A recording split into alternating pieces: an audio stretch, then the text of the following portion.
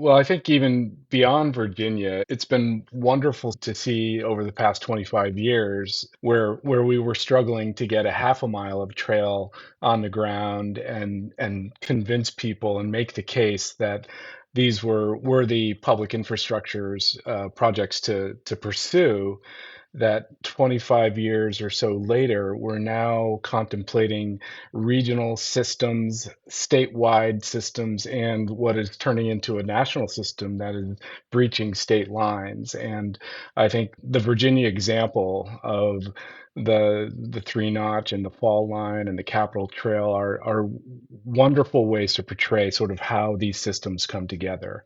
And I think the Capitol Trail is a good start for that process. The Virginia Capitol Trail has been on the planning books for quite a while, but when it opened in 2015, it completely changed the way the Richmond region and the Williamsburg Jamestown region thinks about trails. It kind of was a proof of concept trail. And once it went in, counties like Henrico County, where I'm based, suddenly woke up to the fact that like this is a really good thing. We should do more of this. And it has literally helped pave the way for some of the other trails that we want to talk about today. So that 50 miles of trail that now connects Richmond with Jamestown, going through some of both the most urban and the most rural of Central Virginia, has really opened the door and has really kind of helped all the other trails along that corridor learn from how they went about doing things. You know what's lovely about that too is that the Virginia Department of Transportation spearheaded that and manages a lot of it. And um, having sort of been building trails for many years and seeing these large transportation departments step up and take the reins on some of these projects is fantastic. I think this is a good example of how really large systems can come together. As Henry and I learned during the Virginia Capitol Trail Enhancement Plan, finding VDOT the perfect role to play that plays to its strengths on the Fall Line Trail in the Richmond region has been key. And the champions of the trail, sports backers, knew enough to say just having the trail isn't enough. VDOT will take care of that. What we need to do is set the 7 jurisdictions that traverse the trail, or that the trail traverses, set those jurisdictions up early on ahead of the trail actually being built, so they can build the infrastructure to connect people to it. They can build the trailheads, the connections, the opportunities for placemaking, the interpretive stuff, and we knew enough ahead of time to set that up early on in the development of the fall line. So we will definitely benefit from that. And Henry, I suspect the Three Notch Trail project is learning in turn from both of those projects. Yeah, I think that's been the coolest part to see from all of this is how each trail project learns from each other and how where maybe 25 years ago it was a fight just to get that 10 feet of asphalt. Now they're moving forward and thinking so much more about the full trail experience and what is it actually going to feel like as you move along it and what are all the things on either side of the trail beyond just the lines of the asphalt. And so the Fall Line Vision Plan was able to really be about so much more than just the trail itself, but all those experiences that people would have along it. I think now Three Notch gets the advantage of both of those trails to learn from those experiences and look to the Capitol Trail and look to the Fall Line. Um, One really cool example of that was at our community engagement open house for the Three Notch Trail, bringing in some of the leaders of the Capitol Trail and having them stand up in front of 200 plus local landowners and people and being able to have them say, hey, this is possible. This is a reality. We've seen it go from something that people said, we don't want this anywhere near us, to now saying, how do we get a section as close to our house as possible? And I think that was really powerful for the folks in Charlottesville and in Albemarle County to be able to hear from these other trails and learn from that experience. And I think the storytelling has always been more important. You know, the maps and data are there, but being able to hear a personal story from someone saying this possible can go a really long way. Absolutely. It's that compounding benefits of connected trail systems, right? One feeds on another, it connects to another, and it grows. And then Communities realize that, it's common sense to bring facilities like this into your community. They're essential amenities. They're not just sort of nice to haves anymore.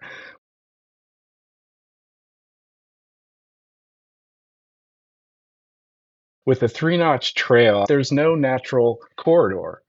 There's not a rail trail, there's not a utility, there's not something, there's not a canal way. It is like a demonstration of the will of these communities to want to create a regional system that is not necessarily easily connected and is going to have some pretty significant challenges, yet they are moving forward and intelligently, and they've brought the communities together, and it will happen. It is being driven by will rather than like existing infrastructure, which I love. I love. In addition to will, it's also driven by the proximity of these other trails and Exactly.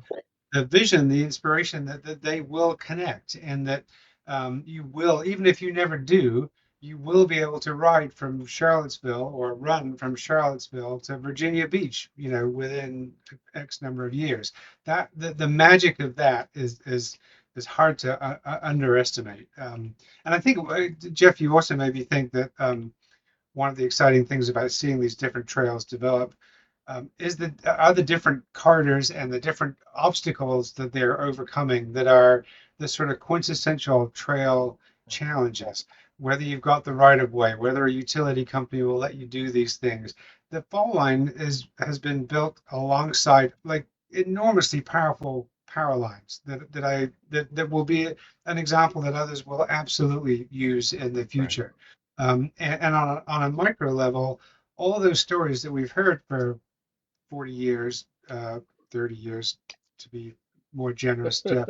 All the stories we've been hearing over the years about what happens when the trail opens, to see it happen firsthand in one's own backyard is another moment of magic. And when the fall line went in and VDOT was constructing it, they were asked to put up um, screen, fencing, wooden fences, and there already are half a dozen Taking them gates that down. opened into the, Yeah. from the people's backyards onto the trail. And like I knew that would happen, and I told people it would happen, but to actually see it happen and see people, mowing the grass outside their fence beside the trail, like is just a moment. It really is, and even having done this for all those years, it's still inspirational. It is still it's still a wonder to be at those events. A lot of times, as practitioners and consultants, and I'm sure public agency folks, it's about the infrastructure, the mileage. We need to do this, to do that, to build this, but ultimately, it's about the people who show up at those events and are incredibly grateful for the effort. They don't know that a trail crosses a certain jurisdiction or needed to, have an agreement with the utility line in order to exist in that area. And it doesn't really matter at that point. The trails really are about people, and those are the times where you sort of remember that, and that's what keeps us going.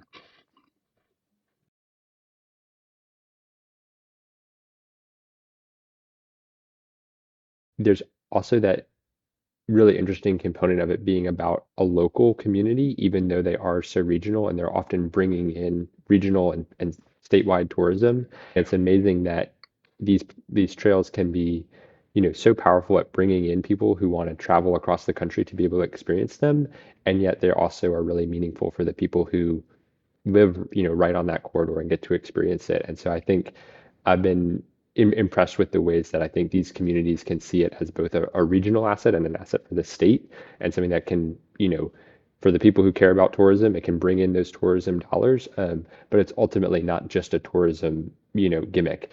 It's really for the people who do love this community and want their kids to be able to go safely to school, want to be able to, go out on a Saturday morning and walk their dog. It's ultimately for them. And the fact that other folks are going to travel across the country to experience it and stay in a hotel and go shopping and eat at a restaurant, that's really like the added benefit too. So I think it's been really cool to see that the benefits of these are just for so many people across the board. There's people who come to these meetings who really care about climate and reducing our carbon footprint. There's people who come and care about access to nature and the outdoors. There's people who care about tourism and economic development. And I think especially on the Capital Trail and the Fall Line, each of those groups has been able to find why the trail can be a success for them. And I'm excited for the folks on Three Notch to be able to see that and kind of come with their own niche interest as well. And they might not even think of themselves as a trail person or a big cyclist, Right. but all of a sudden you start hearing these stories from these other trails, and people start to realize like, oh, but I do care about my kids getting to school safely, or I do care about my mom and pop restaurant, taking off. The example of Cole's restaurant in on the Capitol Trail is a great example of a restaurant that's kind of in the middle of nowhere without a lot around it. And the fact that the trail is through there, they've now been able to like double in size. They've added, I think, like an Airbnb and a second restaurant. And it's become this major location that people ride the trail, get lunch, continue on their way. And I, don't think the owners were necessarily huge trail advocates when they started, but they're able to see that the trail, They get it now. brings, yeah, and it brings, the things that are really important to them. It's able to really shine in that area.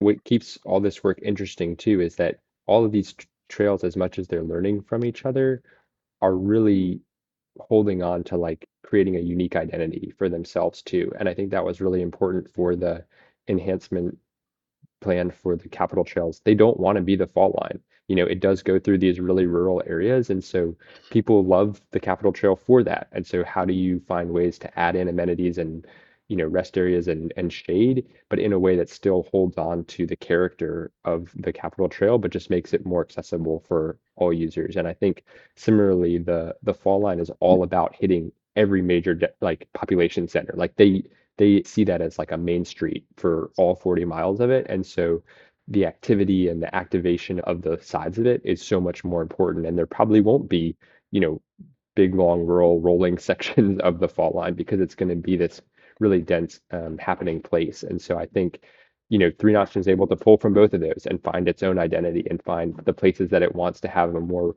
rural, kind of scenic character, places that it's going to feel more urban, and ultimately create its own character as well. And so I think it's really keeps our jobs interesting that none of these trails are just saying, hey, I want to copy and paste exactly what they did. How can I learn from what they did and then create an own really unique experience in our location? On the fall line, you flip the script. You thought about the place, the path as place along the fall line first, rather than coming in afterwards and retrofitting in that way. And that's part of the learning from and the evolution of. I think the Three Notch will definitely benefit from that as well. And they're also, there's a strong sort of trails community there that's been built on success of other trails that existing. So they're coming into this situation with some of that knowledge already and some of the support and some of the infrastructure to sort of make it successful.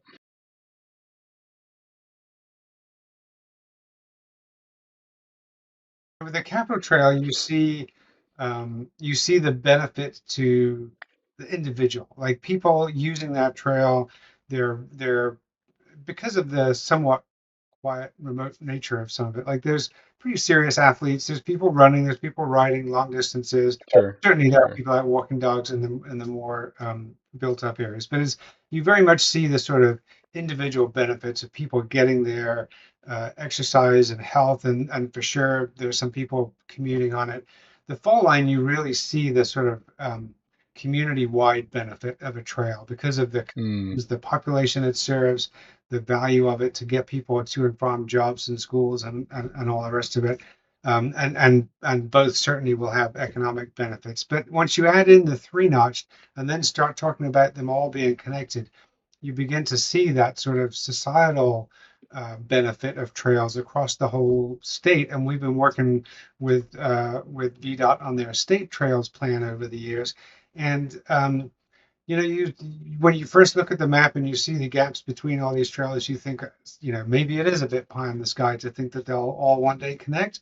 but then the pieces start to fall into place, and the pieces do get built, and you start to realize that while we're selling these trails on a regional benefit or a statewide benefit, you've also got the East Coast Greenway that forms the north-south corridor that makes you dream of going not just to Charlottesville or to Virginia Beach, but one day riding to Calais, Maine, or to Key West. So, like the again, even if you never do it, the imagination, the Sure. inspiration that creates, I think, helps kind of spur these trails to get built, and is why there's that sort of enthusiastic audience and set of champions for them. And so I have to believe that they will connect. This will be part of a statewide system, and we will be able to do those things one day. And trails are the sort of antidote to some of the challenges we face in the world today. They really do bring people together. They really do enable people to connect, to switch off and address their physical and mental health. And those are the things that we really need right now. And those are the things these projects are demonstrably providing for individuals, for the community, for the region, and for the state of Virginia, Commonwealth of Virginia. Well said. Well said. And yeah, you can quantify the impact, right? Once you get systems that start being hundreds miles long and connected and start crossing state lines, you're talking millions of people that are being impacted by these positive projects every day.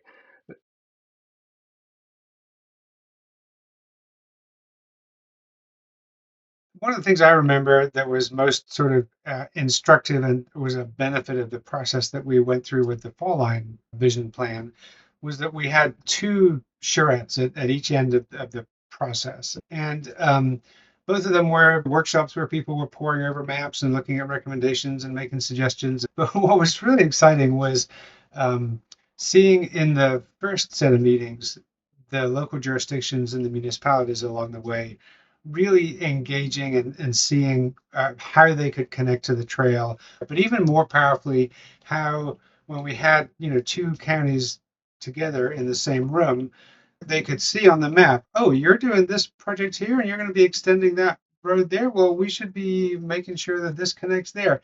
By the second set of meetings we had, you could see that the quality of the trail and the value of the trail at one end in Ashland was just as important to the people in Petersburg at the southern end as it was Nice. to the people in Ashland. And they understood the connection, even though it'll be a few years before they're actually connected and the thing is finished. Right. They understood the value to each other of those sections being done and being done well and being done to the sort of best of their abilities. By the time we came back 6 months later, they were saying, oh, yeah, we bought that piece of land, or yeah, we've already started turning over the dirt in this place to realize this stuff. So you could really see the progression happen even during the short confines of the project. Nice.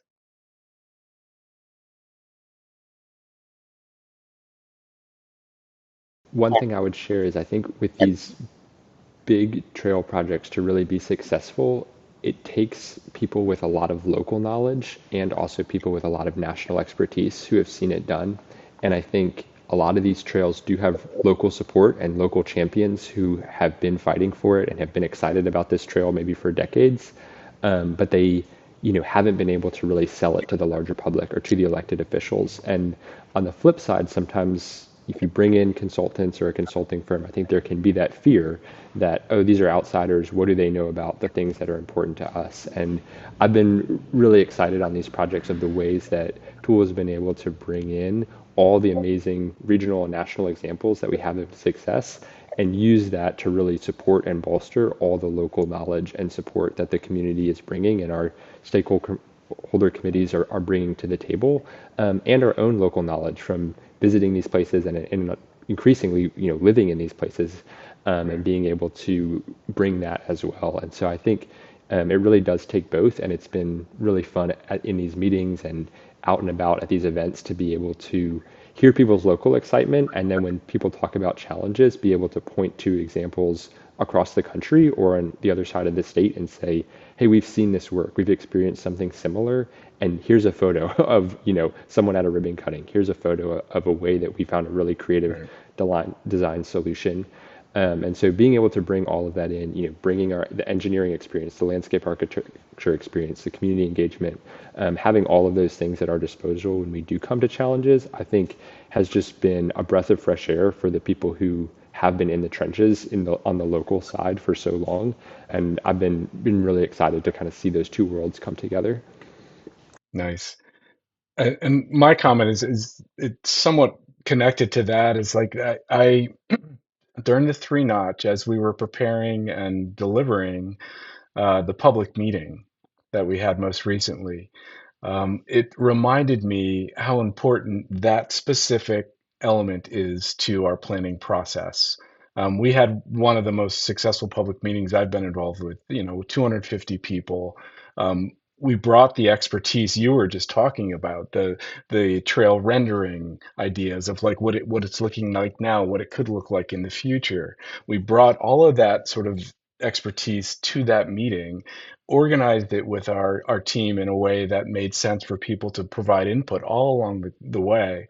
And I think it was incredibly helpful for the project, impactful for the community, and it just on a personal level it helped remind me of how important that face-to-face interaction is, and being able to do that in a way that is informed and inform folks in a way that they can understand.